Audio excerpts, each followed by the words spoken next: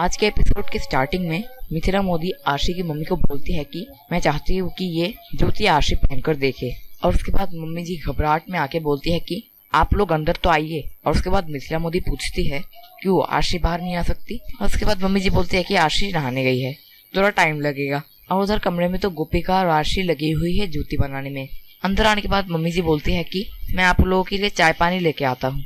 और तभी मिथिला मोदी बोलती है कि हमें चाय पानी देने की कोई जरूरत नहीं है, आप आशी को बुलाइए। और मम्मी जी बोलती है कि उसे नहाने में थोड़ा सा वक्त लगता है और संस्कारी भी है, तो नहाने के बाद सीधा पूजा करती है ठाकुर जी की, उसके बाद बाहर आती है। और उसके बाद मम्मी जी बोलती है पहली बार आप लोग हमारे घर आए हैं, बिना कुछ खाए नहीं जाने दूंगी। और ये बोल के मम्मी जी किचन में चले जाती है।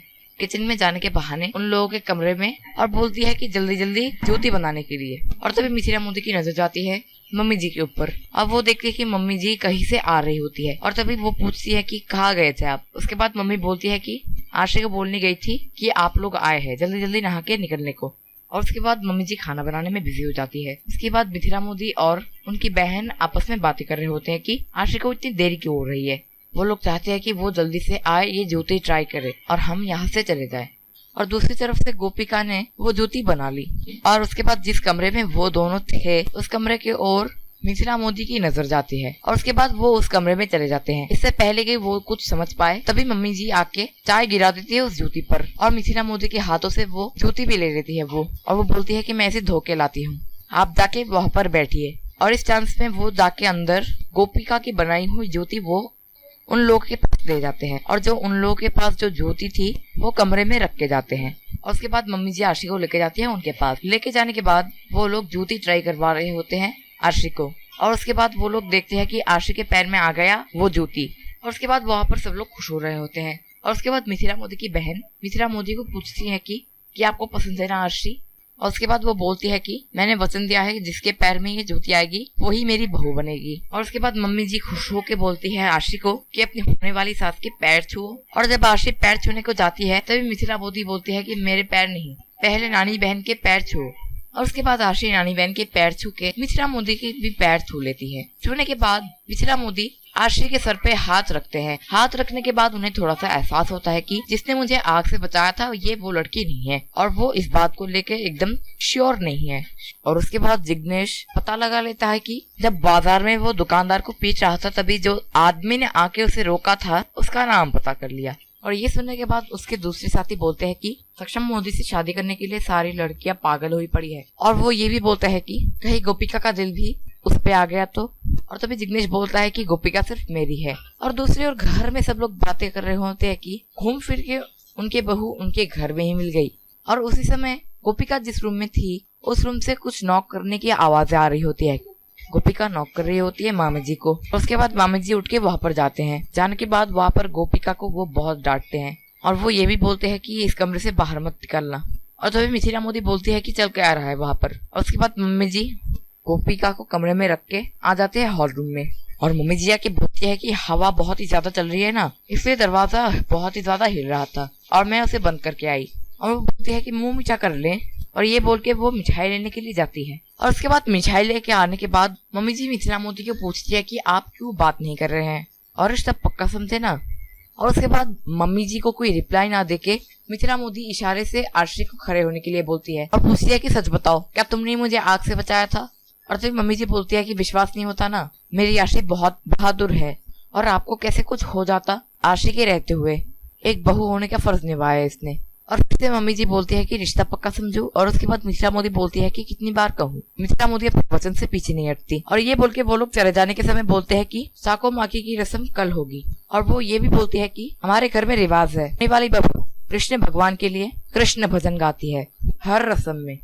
और उसके बाद आशी थोड़ी सी टेंशन में आ जाती है। और उसके बाद मम्मी जी बोलती है कि मेरी आशी कृष्ण भगवान की बहुत बड़ी भक्त है, इससे बस मौका चाहिए भजन करने का। और ये सुनने के बाद वो लोग यहाँ से चले जाते हैं। और शाम को गोपिका अपने कमरे में कुछ काम कर रही होती है तभी खिड़की में से जिग्नेश घर के अंदर घुस जाते हैं।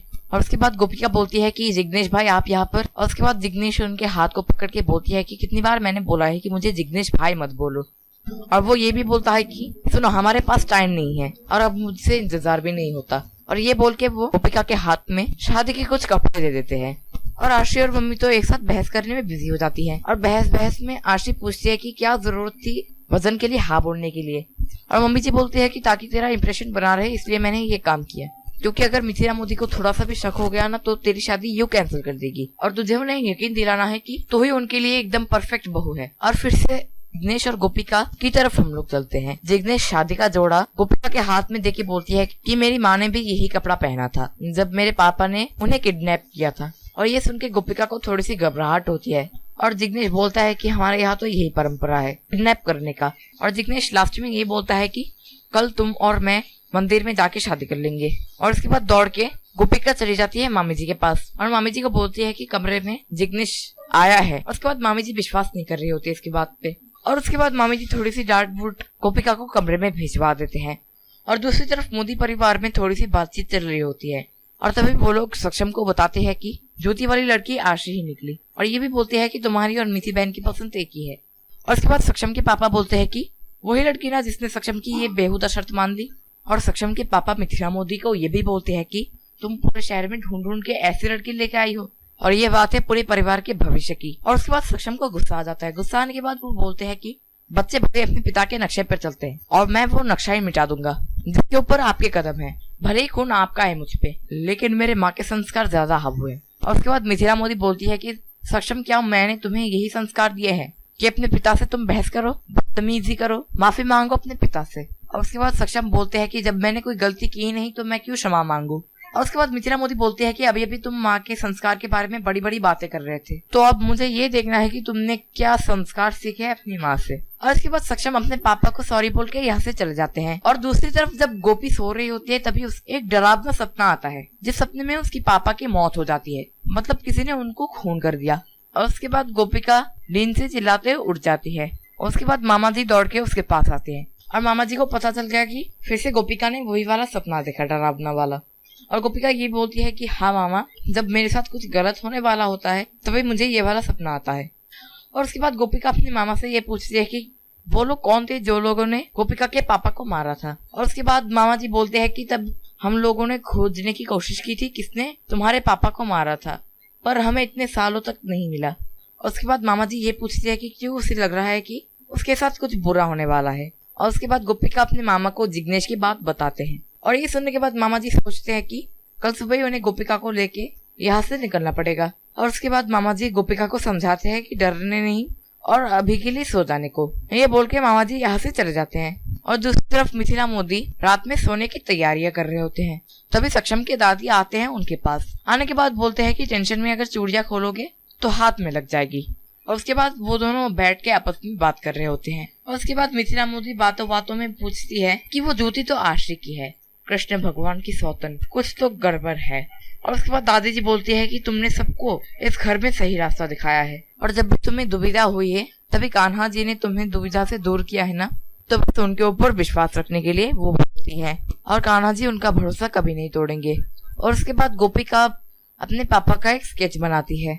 स्केच बनाने के बाद वो अपने पापा को याद कर रही होती है और दूसरी ओर सक्षम भी गोपिका के पापा को प्रणाम कर रहे होते हैं। और आज का एपिसोड यहीं पर खत्म हो जाता है। अब मेरा क्वेश्चन ये है, सक्षम क्यों गोपिका के पापा को प्रणाम कर रहे हैं? क्या सक्षम का कुछ रिश्ता है गोपिका के पापा के साथ? क्या लगता है आप लोगों को? मुझे कमेंट में जरूर बताइएगा। तो बस गाइस, आज के लिए सिर्फ इतना ही। आप लोगों को अगर ये वीडियो पसंद आए तो इस वीडियो में एक लाइक जरूर कर दीजिएगा और अगर चैनल में नए हैं तो सब्सक्राइब भी कर लीजिएगा। मैं आपके साथ मिलूंगा एक और नई ऐसी वीडियो में। तब तक के लिए टेक केयर एंड बाय।